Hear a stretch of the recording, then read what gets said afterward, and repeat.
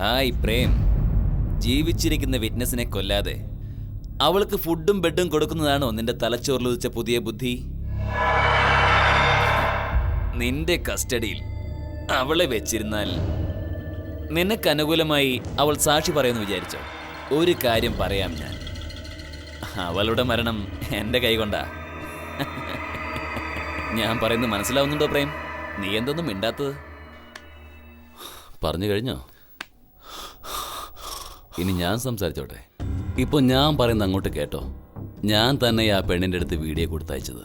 ഞാൻ തന്നെ ആ വീഡിയോ കമ്മീഷൻ കൊടുത്തോളന്ന് അവൾ പറയുകയും ചെയ്തു.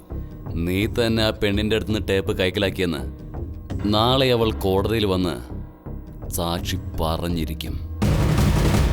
അതോടെ ഫയൽ ക്ലോസ് ആവും. ഞാൻ ജയിലിലാണെന്ന് കരുതി നീ നാടകം കളിക്കുക?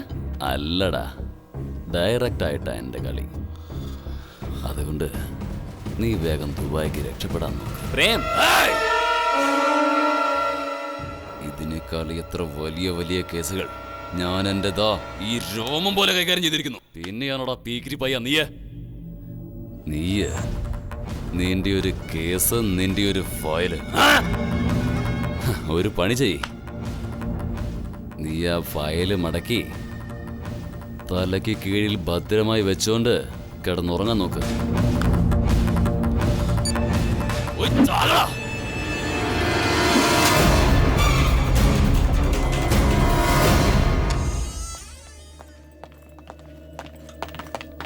കേട്ടല്ലോ പറഞ്ഞത്.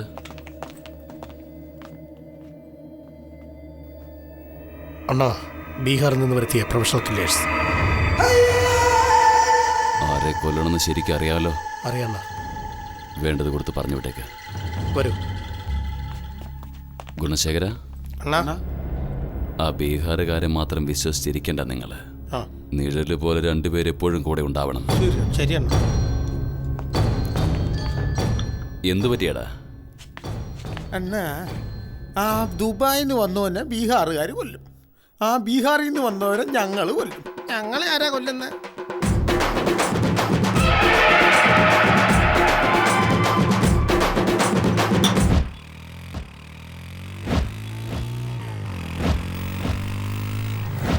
രാധാകൃഷ്ണ, എപ്പോഴൊരു ചേസ് പ്രതീക്ഷിക്കാം അവരുടെ ഭാഗത്തുനിന്ന്.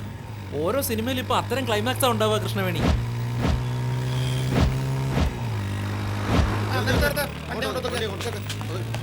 അയ്യോ, ദേ പോലീസ്.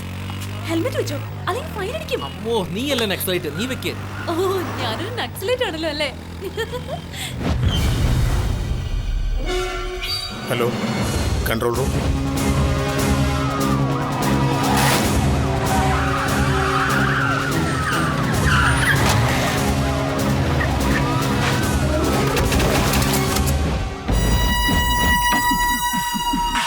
അയ്യോ, എന്താ സംഭവിച്ചത്?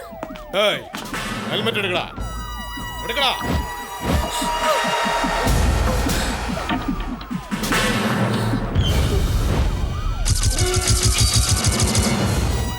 മിസ്റ്റർ, നിങ്ങൾ കമ്മീഷണറുടെ മകനല്ലേ? അതെ സാർ, ആ പെണ്ണിനെ കണ്ടുപിടിച്ചു. അറസ്റ്റ് ചെയ്തോ? അവളോടൊപ്പം നിങ്ങളുടെ മകനും ഉണ്ട് സാർ.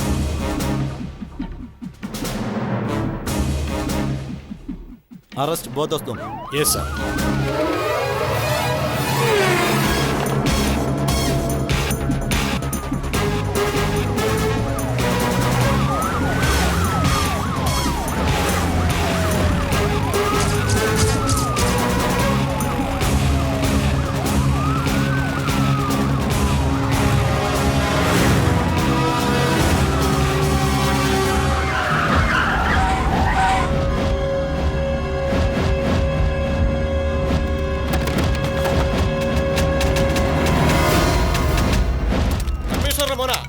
Don't shoot.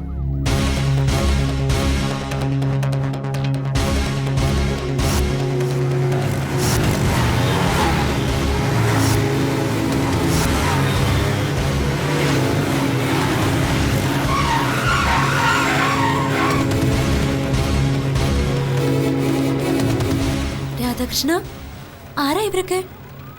ബോയ്സ് ആണെങ്കിൽ എൻ്റെ ഫ്രണ്ട്സ്, ഗേൾസ് ആണെങ്കിൽ എൻ്റെ ഫാൻസാ. ഓഹോ, വാട്ട്?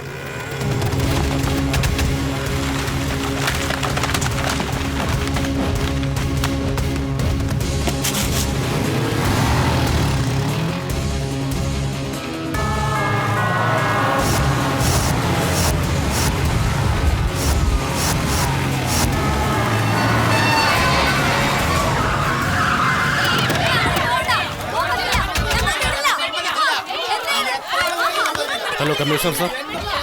IPS ഓഫീസർ രാംമോഹൻ റാവുവിന്റെ കൊലക്കേസ് വിസ്താരം അടുത്ത മാസം 24-ാം തീയതിയിലേക്ക് മാറ്റിവെച്ചിരിക്കുന്നു എന്ന് കോടതി പ്രസ്താവിച്ചു.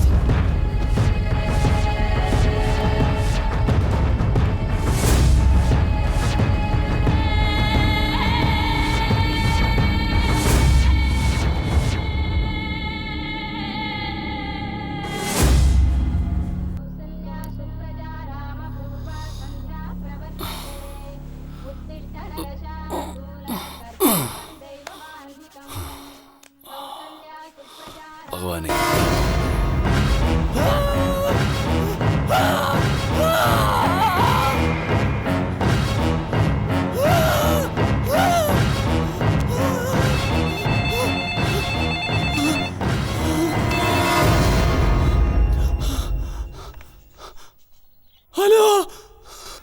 ഹലോ പ്രേം, നീ എന്നെ കൊല്ലാൻ വേണ്ടി ബീഹാറിൽ നിന്ന് വിളിച്ചു വരുത്തിയ പ്രൊഫഷണൽ കില്ലേഴ്സിനെ പീസ് പീസാക്കി പാഴ്സൽ ചെയ്ത ക്രിമിനൽ മൈൻഡിന്റെ ഉടമയായ എനിക്ക് നിന്നെ പീസ് പീസാക്കാൻ എത്ര എളുപ്പമാണ്. എന്നെ കൊല്ലാൻ പദ്ധതി ആലോചിച്ച് നേരം കളയാതെ നിനക്ക് ലാസ്റ്റ് ആൻഡ് ഫൈനൽ ചാൻസ് ഞാൻ തരുന്നു. ജഡ്ജ്മെന്റ് ദിവസം എന്നെ കോടതിയിലേക്ക് കൊണ്ടുപോകുന്ന സമയത്ത് വഴിമധ്യേ വെച്ച് നിന്റെ ആളുകളെ കൊണ്ട് എന്നെ കിഡ്നാപ്പ് ചെയ്യിക്കുക. ഓക്കേ? എടാ, പോലീസ് ആ ദുബായ്ക്കാരനെ കോടതിയിൽ ഹാജരാക്കാൻ കൊണ്ടുപോവാ. അവനെ വഴിയിൽ തടഞ്ഞ് കോർട്ടിലെത്തിക്കാതെ നോക്ക്. മനസ്സിലായോ?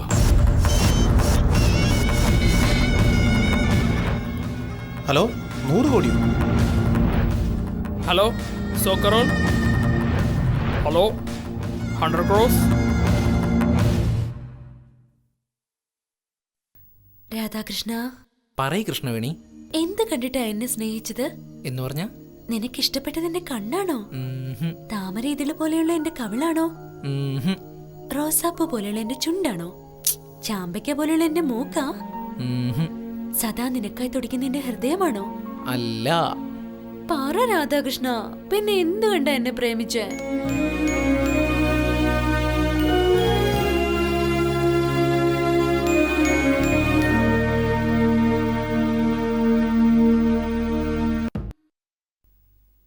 Listen carefully. This is court and this is jail. നാളെ ഏർലി മോർണിംഗ് നമ്മൾ ജയിലിലുണ്ടാവണം.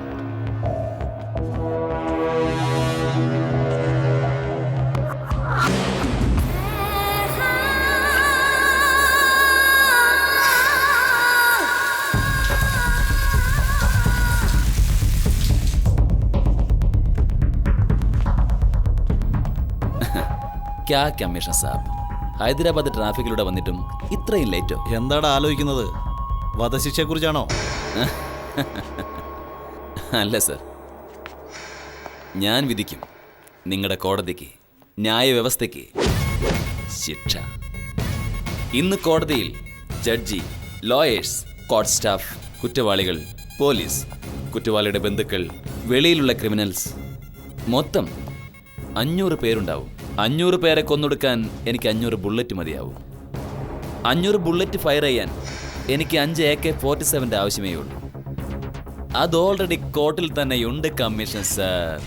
ഞാൻ കോർട്ട് കോമ്പൗണ്ടിൽ കാലെടുത്ത് വെക്കുന്ന സമയം അവിടെയുള്ള സകലമാന ജനങ്ങളും ഭസ്മമാവും. നിങ്ങളുടെ നീതിന്യായ വ്യവസ്ഥകൾ കൊണ്ടുപോയി ചാവറ്റിക്കോട്ടെ. 60 വർഷം മുമ്പ് നേടിയ സ്വാതന്ത്ര്യത്തിന് വേണ്ടി 60 ലക്ഷം പേര് ആത്മാർപ്പണം ചെയ്ത രാജ്യമാണ് ഞങ്ങളുടേത്. ആ സ്വാതന്ത്ര്യത്തെ കാത്തുരക്ഷിക്കുന്ന ന്യായവ്യവസ്ഥയാണ് ഇത്. അങ്ങനെയുള്ള സ്വാതന്ത്ര്യത്തെ കാത്തുരക്ഷിക്കുന്നതിന് വേണ്ടി ആവശ്യം വന്നാൽ 5 ലക്ഷമല്ല 5 കോടി പേര് ബലി കൊടുക്കും. 5 ലക്ഷം പേര് വേണം നിനക്ക്, 5 പേര് മതി എനിക്ക്.